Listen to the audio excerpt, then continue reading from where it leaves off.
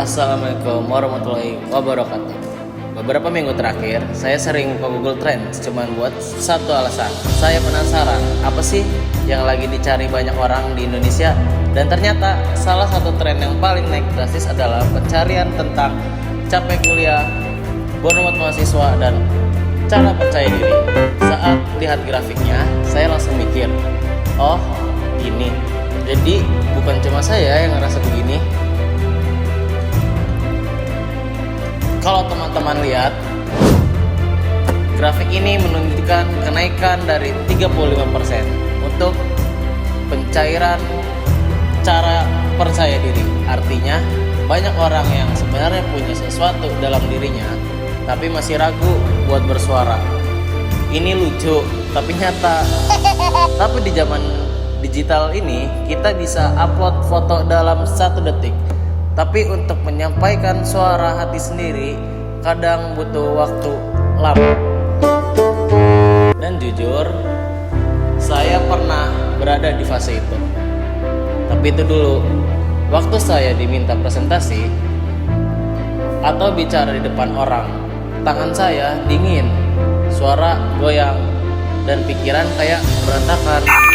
Bahkan ketika harus record video tugas kayak gini, saya sempat tag berkali-kali karena selalu ngerasa, aduh jelek banget ya hasilnya. Tapi titik baliknya datang waktu satu dosen pernah bilang, public speaking itu bukan soal sempurna, tapi soal berani hadir. Kalimat itu nancap banget. Dari itu saya mulai lihat public speaking bukan sebagai beban, tapi sebagai kesempatan buat nyampein sesuatu yang penting. Dan semakin saya perhatikan, kita semua sebenarnya punya suara yang bisa menggerakkan seseorang. Sekecil apapun, kadang lewat cerita sederhana, kadang lewat pengalaman pahit, kadang lewat nasihat kecil yang kita pikir nggak penting, tapi ternyata berdampak besar sekali untuk orang lain. Jadi, hari ini bukan cuma saya yang belajar. Bicara melalui video ini, saya juga mau mengajak teman-teman, jangan simpan suara kamu sendirian. Kalau kamu punya cerita, bagikan. Kalau kamu punya keluhan, ungkapkan. Kalau kamu punya mimpi, katakan dengan lantang. Karena dunia ini gak butuh suara yang paling keras. Dunia itu butuh suara yang paling jujur. Inilah makna dari suara yang menggerakkan.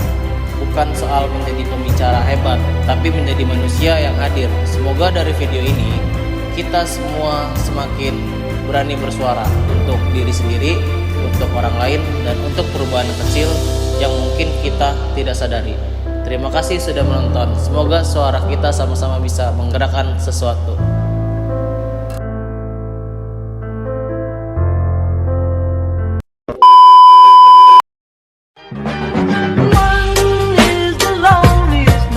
That you'll ever do. Two can be as bad as one. It's the loneliest number since the number one.